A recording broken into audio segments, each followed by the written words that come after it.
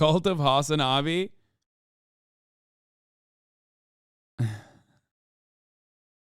They're bullying him. You hate to see it. You hate to have the guy who Obama uninvited from his birthday so we could have Beyonce and Jay-Z there shit on you like this on television, okay? Like, straight up. 3/4 of these people around. But let me tell you something. Jake said that he's made a cornucopia of concessions. He's surrendered. I mean, the truth of the matter is, whether the 20 want to accept it or not, they've won. McCarthy. They've won. Either McCarthy becomes a neutered, powerless speaker who has a sword of Damocles over his head that could fall at any time because anybody in that body could call to vacate the chair, or someone else becomes speaker. But they have won this. I mean, the only thing that's left is for one of them to drive out with McCarthy's car and another one to wear his coat. And I mean, he's given everything away. But Ax, do you think if you give in to these, if McCarthy gives in here, right, to these folks, whoever's next is going to experience the exact same scenario? My concern is not for the Republican Party. That's not even true. That's not even true. Those concessions are not important to them. No. If it was someone else, they would probably, if it was a consensus candidate as they're talking about, like, if they could get someone who's interested in the position, right, who like the rest of the party is going to toe the line with regardless, right, then they would drop those things so fast. One of the concessions is literally to default on the debt, brother. There is no American Congress member who unironically wants that to happen. Like, they just don't want Kevin McCarthy. That's it. And at this moment, because like there is no, okay, this is important. I'm going to take a step back and explain something to you. Democrats at least have like some marginal policy positions that they are advocating for that they want to do, okay? And when they have power, they try to push that. Republicans, when they have power, they have only one policy position that they want, okay? Tax cuts for the wealthy. That's it, right? That's precisely why when Donald Trump was president, they were like, they were kind of scrounging. They were like looking for new things to work on. So with the Democratic Party, they have to put forward spending packages. They have to fund Medicare, Medicaid, that sort of thing. Like, these are still, even if you don't agree with the Democratic Party, which I don't, even if you recognize that their position is ultimately to basically stop the leftist momentum from ever coming to fruition, like, ultimately they have like some policy positions, and for that you need, when you have a clear identified policy position, you need a Speaker of the House, you need like people to be able to whip the votes and shit like that. For the Republicans, they have nothing. They're, especially because like it's currently a Biden administration, and they don't have the Senate, they don't have the presidency. So, like, they're just going to stop other bills from coming down into the House anyway. So, like, they're just having fun with it right now. These 5 people, the Gang of 20, the Never Kevers, are just having fun with it. Because nothing. They have no tangible policy positions. They have no prescriptions to the problems that we're experiencing as Americans. And they're just going to block and push anyway. So, that right now, they're just blocking and pushing while having fun with it. And personally, building their brands by presenting themselves as like anti-establishment. Yeah, they are filibustering for clout. Exactly. My concern is for the country. Right. Well, I think this is a precursor of an awful couple of years. Yeah. And that's a really important point because, again, giving all the things that he's giving away, not just at what cost, but what is that going to look like over the next couple of years? Yeah. If every day, every week we are back here having to vote again, nothing is going to move. And, the other thing I do want to say, this is exactly what the American people voted against. Mm-hmm. You have a handful of MAGA extremists, destructionists, I would call them, basically holding the United States House hostage over the things that they want, which are not the things that a majority of Americans voted for, who voted for, hey, we want you to get some things done, which, by the way, your former boss, Scott, Mitch McConnell, sent a very strong message, it seems to me, to the House yesterday to say, I'm not going to play that game with y'all. The House doesn't have to do a ton of stuff. It needs to pass a budget. We'll have to do the debt limit. It needs to pass appropriations bills. But those three things, if you couldn't wrangle these 5 to 10 people, then all of a sudden the Republicans are over begging Democrats for help. And by the way, the help won't come for free. You'll end up with Republicans having to give away goodness knows what to Hakeem Jeffries to get the votes to do the basic functionings of government, which no Republican voted for, I can assure you, anywhere in the country. And so that, to me, whoever becomes speaker here, I still think God, it's just, I can't tell if I'm watching Fox News or CNN. Like, this is literally a oh my God. This shit is so frustrating to watch. It's like, dude, they're supposed to be like the objective name in news, and it's like they're basic. I mean, this guy is like very clearly a Republican, okay, a Republican talking head who is talking about how like a power sharing agreement would be awful for the Republican Party because no Republican voted for that. It's like, what are you? Oh my God. Bro, you saw their plans last year. They wanted this. I mean, yeah, it's just so awful. I hate liberal media. CNN hasn't changed. They always have been this way. They're just becoming more and more right-wing because America is super fucking right-wing, at least in the way that it churns out policy, okay? It's the sad fucking truth. There's not really much you can do about it, unlike the top of the hour ad break, which is also a sad truth. A 3-minute ad break comes and goes at the top of the fucking hour. But there is something you can do about it. You can subscribe for $5 or for free with a Twitch Prime by connecting your Amazon Prime account to your Twitch account. You can also get gifted a sub if you're lucky, right? That is one thing you can do to avoid the ads at the top of the fucking hour. All right? Here's the 3-minute ad break now. It's coming to you. Milk Carton Kid, thank you for the 5 gifted subs, allowing 5 people to no longer see the ads at the top of the hour. Can you shut the fuck up and just play the ad? It's 3 fucking minutes long, and your Prime shill makes it 5 minutes. No. Eggsabzy112, thank you for the 5 gifted subs. Got a Fist, thank you for the 5 gifted subs. Peachy Zach, thank you for the 5 gifted subs. All you motherfuckers saying true right now. I guess we're not there when we had numerous fucking conversations about segways. And whether I should keep them or whether I should automate them. It's not like I decided, I'm just going to do it like this. I have, time and time again, asked the community. And it was overwhelmingly in support of continuing segways. Not only that, but there is quite literally no, that wasn't just 2 years ago.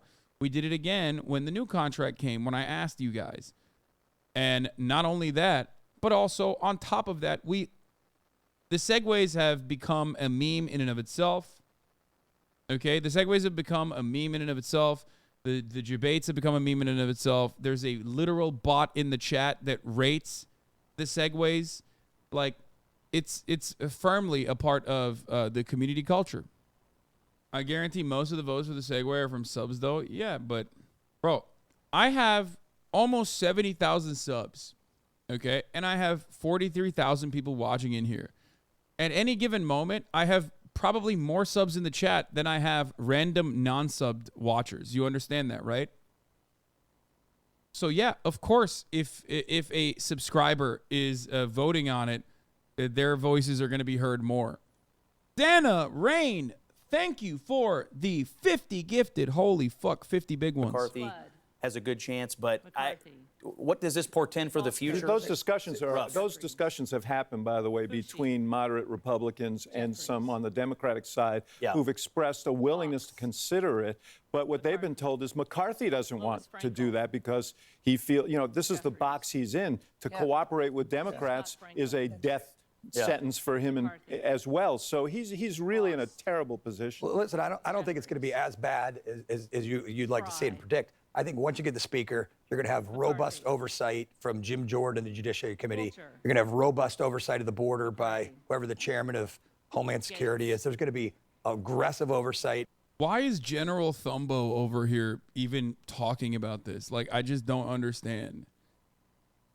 Like, who put General Thumb in charge of this conversation? CNN is so wild. They just have like a mishmash of of like the most random motherfuckers on this panel. As I said before, oversight by a majority of one feels exactly the same. I'm not looking for chaos. No, I'm not. You know, what I'm worried about is, for example, when the debt ceiling has to be Well, that's in addressed, August, right? Yeah. and the Speaker of the House does the responsible thing and doesn't let the country default on its credit, that will almost certainly trigger one of these motions, and you'll have another one of these. We'll be all sitting around here watching the roll being But that's called. been a Republican problem every time we approach the debt ceiling. Republicans struggle with that, right? So that's not a McCarthy problem. But not at That's the an risk of intramural being. problem. That's right. Not at the risk of being deposed, right, yeah. you know? So just as we're hearing these in the back of our ears, and our viewers are hearing it as well, Matt Gaetz, who obviously has, is one of the never, has just voted for Trump. Voted So for that's Trump? voted for Trump. Okay.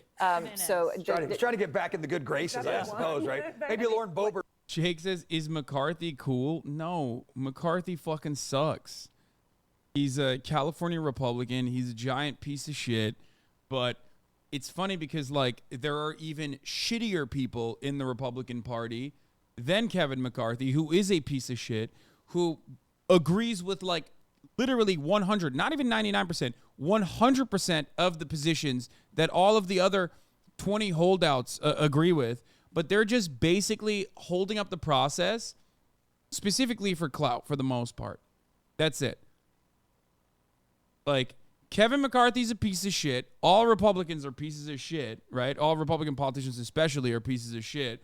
But these other Republicans that are basically holding up the process are holding it up for individual clout so they can just, like, disrupt the process from working.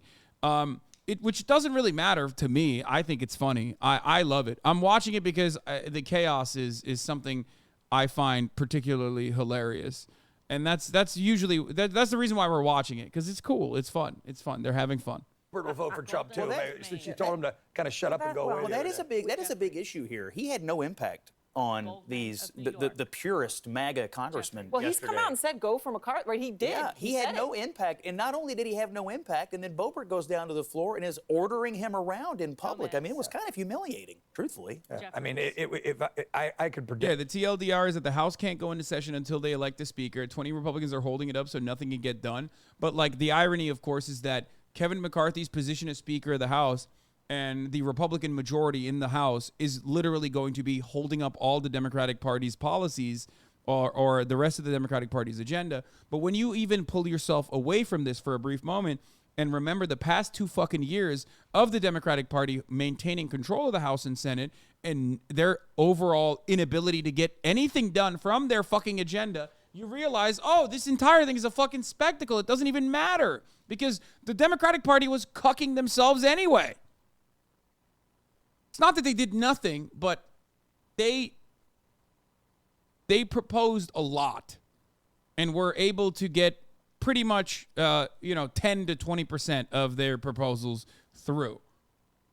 So that is my perspective on the matter, is that, like, Democrats had control over the House, they had control over the Senate, and they didn't really do that much with that power, right?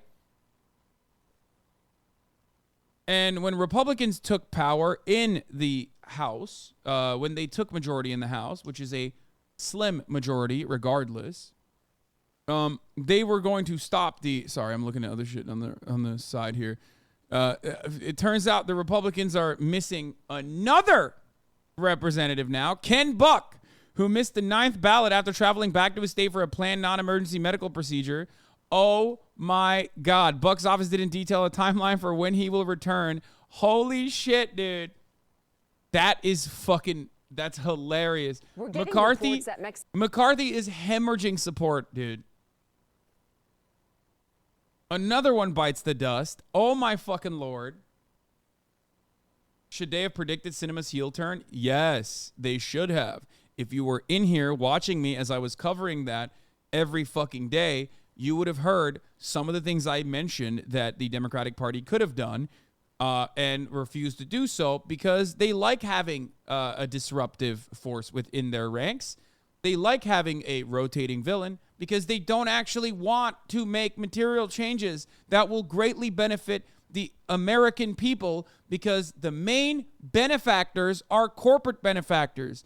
The real constituency that the Democratic Party, just like the Republican Party, cares about is corporations and moneyed interests and the capital owners in general. They do not give a fuck about you, okay? So when they have rotating villains within the Democratic Party, specifically in the Senate or even in the House of Representatives, if there isn't a large enough majority, they will do everything and anything to stop progress from within their ranks.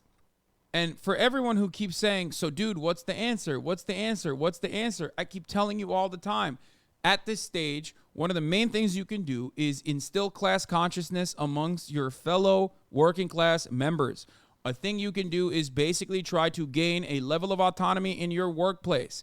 And the only way to do that is by organizing in said workplace. This takes time. Okay, society only prospers when old men plant seeds for trees they will never sit in the shade of. So you have to do that. You have to put your best foot forward and build brick by brick the foundation of a better tomorrow. That's it. I'm not here to fucking soft serve it to you. I'm not going to tell you that things are going to be immediately good. There's like a magic pill solution, like Bernie Sanders is going to be the fucking president, and then everything is going to be magically, wafted away with a wand. That's not how that works.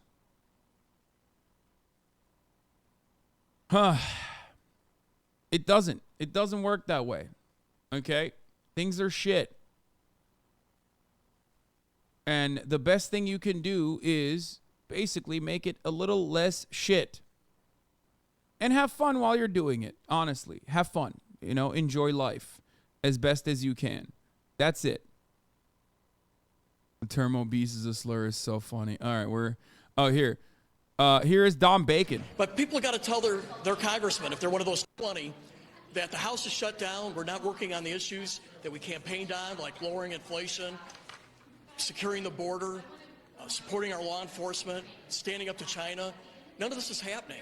All our committees are now shut down, and it's on these 20 people. They're embarrassing the House. They're embarrassing the Republicans. They're embarrassing our country.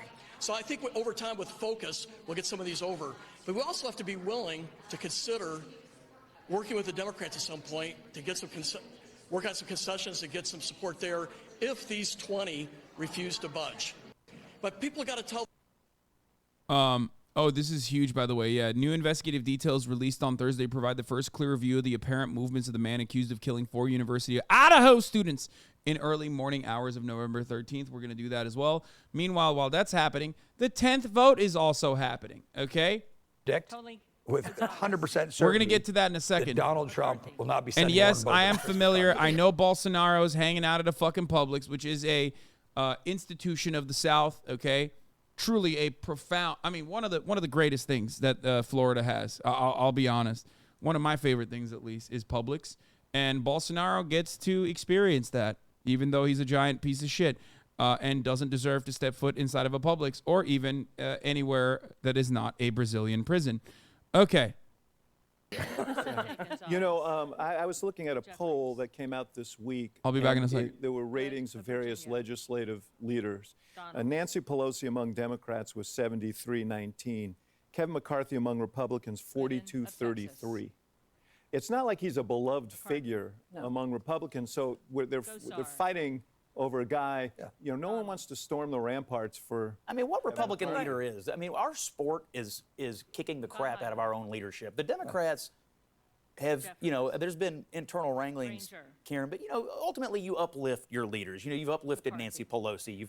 But we are like crabs in a bucket. We have been for 12 years. One climbs to the top and everybody tries to drag them down. And by the way, there are consequences to that attitude, and we're seeing it today. But also consider that Nancy Pelosi, because there's also a generational issue going on here with the 5 of the 20. I'm going to have to remember my numbers, right? In terms of how they view what their job really is. They view their job as getting clicks, raising money, creating chaos. Not actually legislating. Mission accomplished. Yeah. But they're not actually interested in legislating. Pelosi understood where her caucus was, how to get people what they wanted, what they need. The fact that, for example, you have Kevin McCarthy just met with some of the freshmen, was it last night? he should have been doing that over the holiday to try to understand where the caucus was when he came in. I don't think anybody here, these guys, anybody would disagree. Pelosi was a legislative genius. She was great at what she did. But there's a big gap between being a legislative genius and what we've seen these last few days, which has been a kind of parade of errors. You know, John F. Kennedy said in his inaugural address in a different context, those who foolishly sought power by riding the back of the tiger ended up inside. That's a little of what's going on right now. Kevin McCarthy has been placating these people for years, and now he may end up inside. Right now, you are watching Kevin McCarthy headed to his 7th defeat in his efforts to be named to be elected Speaker of the House. He needs to win 218 votes. He can only afford to lose 4 House Republicans. He has already lost 10 House Republicans. We knew that was the likely outcome.